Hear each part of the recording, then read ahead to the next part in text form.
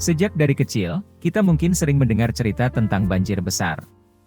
Katanya di masa lalu, bumi pernah dilanda banjir yang sangat besar. Banjir ini bahkan menenggelamkan gunung-gunung dan bukit, membunuh seluruh peradaban manusia dan kehidupan yang ada. Namun, ada satu kelompok manusia yang selamat dalam sebuah perahu kayu.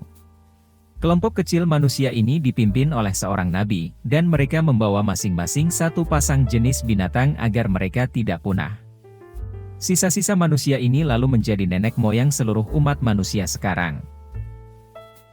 Secara akal sehat, cerita ini pasti terdengar sangat gila. Banyak hal yang terkesan sangat tidak masuk akal, dan ilmu pengetahuan juga sudah membuktikan kalau hal semacam ini tidak pernah ada. Cerita ini hanya sebuah mitologi kuno yang disampaikan secara turun-temurun, dan mengalami berbagai modifikasi di berbagai kebudayaan. Akibat dari doktrinasi agama, banyak orang tidak berani mempertanyakan benar tidaknya mitologi ini, sehingga mereka tetap percaya sekalipun sangat tidak masuk akal.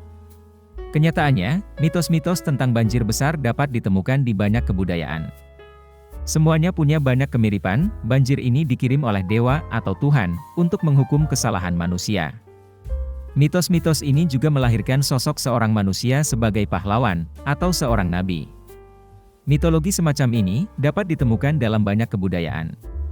Seperti Mesopotamia kuno, penduduk asli benua Amerika, Perjanjian Lama, mitologi Hindu, hingga mitologi Yunani. Contoh paling terkenal dari mitologi banjir besar yang berkembang di Mesopotamia kuno adalah cerita Epic of Gilgamesh. Epic of Gilgamesh adalah kumpulan puisi dan cerita dari kebudayaan Mesopotamia kuno. Cerita ini ditemukan dalam 12 tablet batu yang sudah berhasil diterjemahkan. Tablet yang mengandung cerita banjir besar, diperkirakan berasal dari abad ke-18 sebelum Masehi. Epic Gilgamesh adalah literatur paling tua yang pernah ditemukan manusia, setelah literatur yang ditemukan dalam piramida Mesir. Penemuan arkeologis Epic Gilgamesh dimulai oleh arkeolog Hormuzd Rassam. Ia berasal dari Irak, Turki Utsmani. Lalu ia bermigrasi ke Inggris. Antara tahun 1852 hingga 1854, ia melakukan ekspedisi arkeologi di daerah Niniwe. Dalam ekspedisi inilah ia menemukan tablet-tablet tanah liat yang berisi karya sastra peradaban Mesopotamia kuno. Epic Gilgamesh adalah cerita yang berasal dari peradaban bangsa Sumeria, sekitar tahun 2100 sebelum Masehi. Cerita-cerita ini lalu disadur ulang dengan berbagai modifikasi dan tambahan oleh bangsa Akkadia. Versi modifikasi berbahasa Akkadia ini dikenal dengan versi Babilonia Lama. Cerita tentang air bah dapat ditemukan dalam versi ini. Memang ada banyak sekali cerita-cerita dalam serangkaian versi dari Epic Gilgamesh, memiliki kemiripan dengan mitos-mitos yang kelak dikutip oleh 3 agama Abrahamik. Mulai dari Yahudi, Kristen, hingga Islam. Hal ini tidak mengherankan, sebab ketiga agama ini saling memiliki keterkaitan, dan berasal dalam wilayah yang sama dengan Mesopotamia kuno. Tempat di mana peradaban Sumeria dan Babilonia berkembang. Gabungan cerita Epic of Gilgamesh dapat dibaca dalam 12 tablet batu berbeda yang telah ditemukan hingga sekarang. Cerita tentang banjir besar, ditulis dalam tablet ke-11.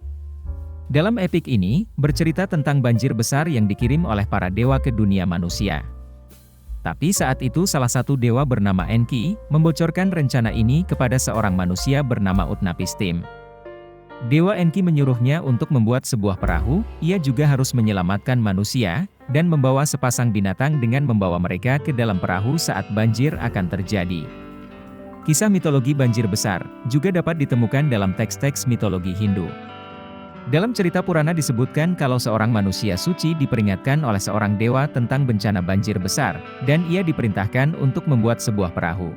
Dalam agama Zoroaster dan mitologi Persia kuno juga ditemukan kisah di mana Dewa Mitra menembakkan panah ke sebuah batu, lalu muncul air bah yang membanjiri dunia.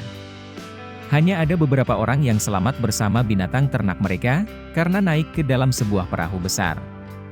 Dalam mitologi Yunani kuno, Dewa Zeus juga pernah mengirimkan banjir besar, sebagai hukuman karena manusia terus-menerus berperang. Tapi ada satu orang bernama Deukalion yang mendapat peringatan, dan berhasil selamat setelah membuat perahu besar. Untuk cerita banjir besar yang disebut dalam agama Yahudi, Kristen, dan Islam, tentu saja tidak usah diceritakan lagi di sini. Semua penganut agama Abrahamik pasti mengetahuinya. Masing-masing agama mungkin punya perbedaan seputar detail cerita, tapi semua memiliki garis besar yang sama dengan mitologi di kebudayaan masa lalu. Ada beberapa teori yang muncul tentang peristiwa alam yang menginspirasi mitologi banjir besar di berbagai kebudayaan dunia. Salah satu yang paling masuk akal adalah banjir besar yang terjadi setelah zaman es. Ketika zaman es terjadi, permukaan air laut akan turun karena banyak air di muka bumi yang membeku menjadi es di kutub. Lalu ketika zaman es berakhir, terjadi pencairan es di kutub bumi yang menyebabkan naiknya permukaan laut.